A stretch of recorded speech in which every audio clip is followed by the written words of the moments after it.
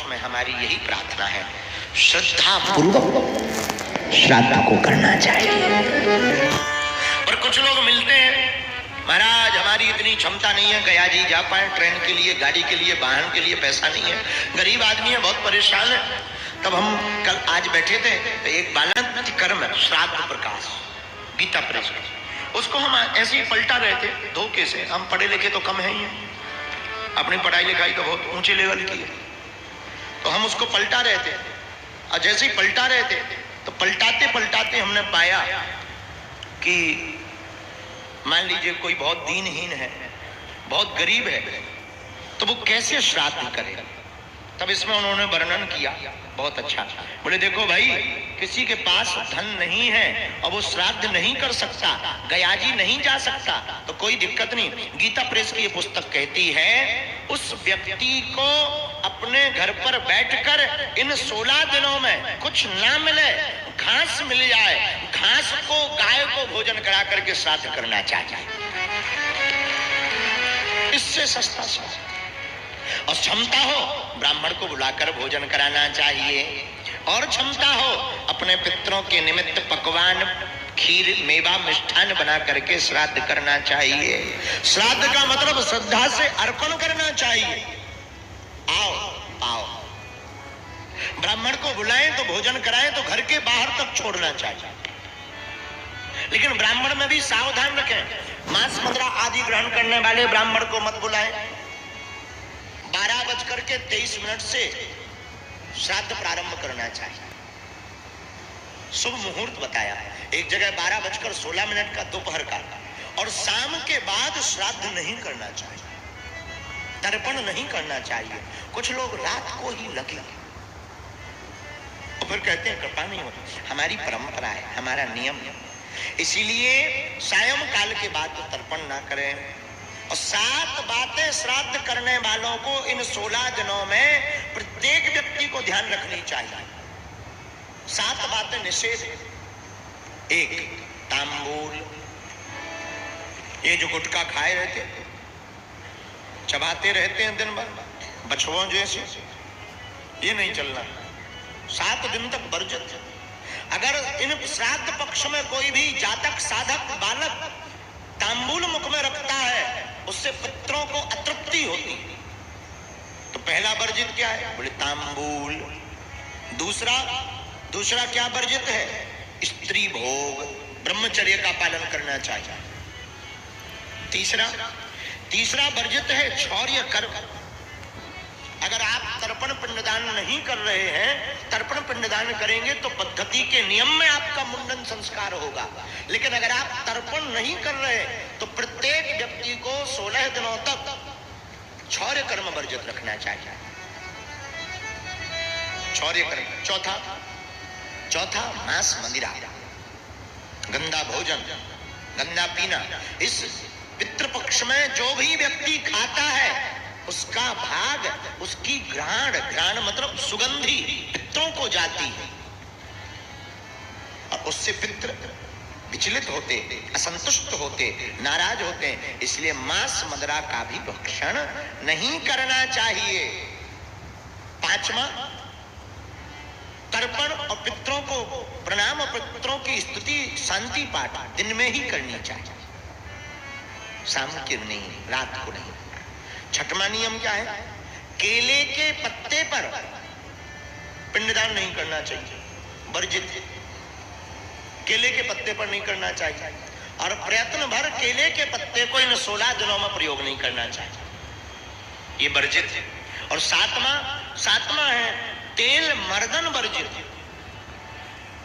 अगर कोई भी व्यक्ति अपने पूर्वजों के निमित्त अनुष्ठान कर रहा है, श्राद्ध कर रहा है, तर्पण कर रहा है, तो शरीर में तेल मर्दन नहीं करना चाहिए।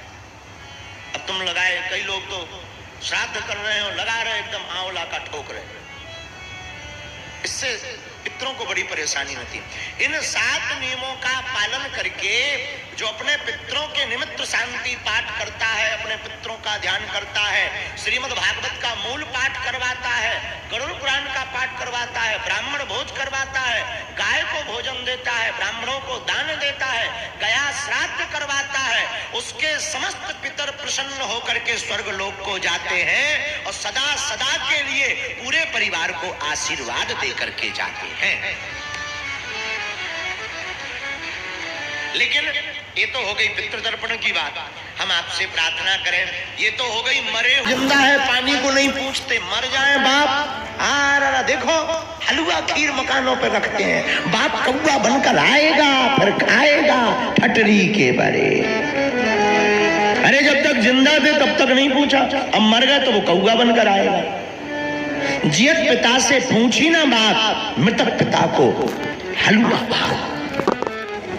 इसीलिए हमारी प्रार्थना है, आज की चौपाई ही हमने उठाई, प्रातः काल उठ के रघुना।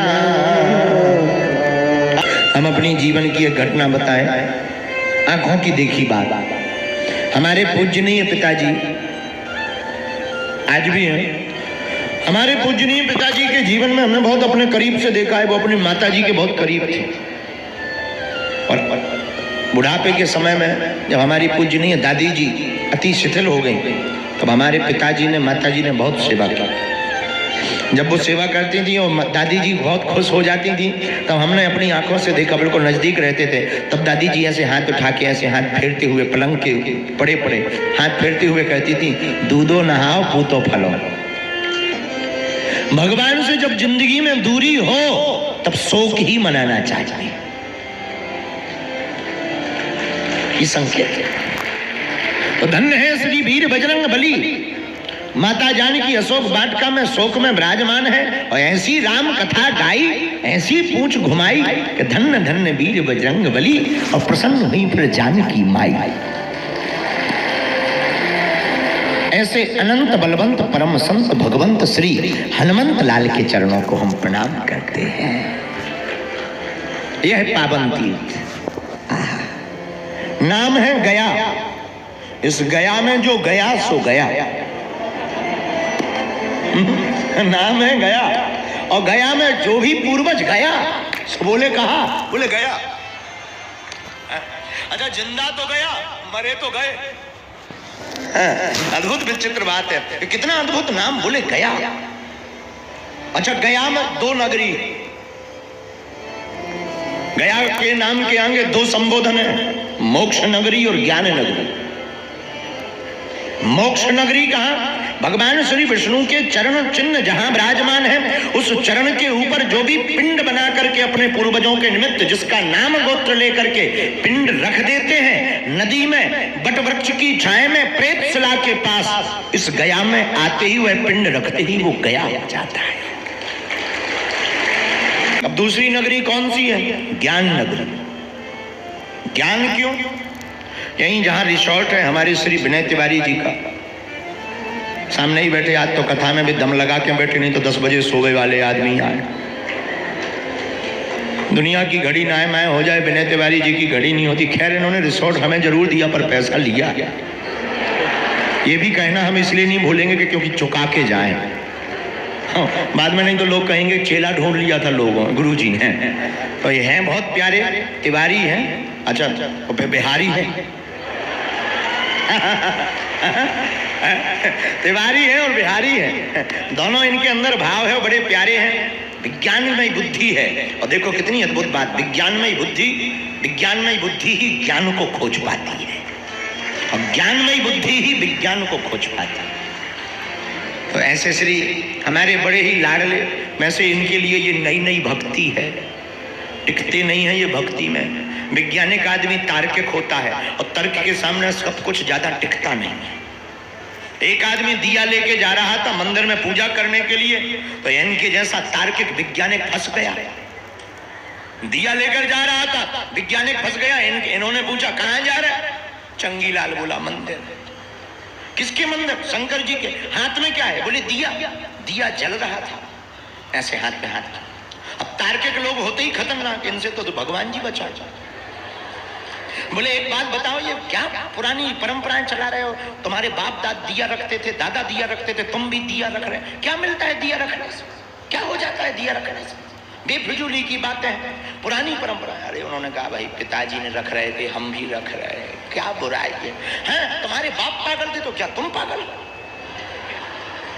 तार्किक लोग होते ही ऐसे। अरे बोले भाई देखो दिमाग मत खराब करो, हमें जाने दो। नहीं नहीं नहीं नहीं, एक बात बताओ, ये दिया में जो ज्योति है, ज्योति जल रही थी, ये जो ज्योति है कहां से आई? बताओ कहां से आई?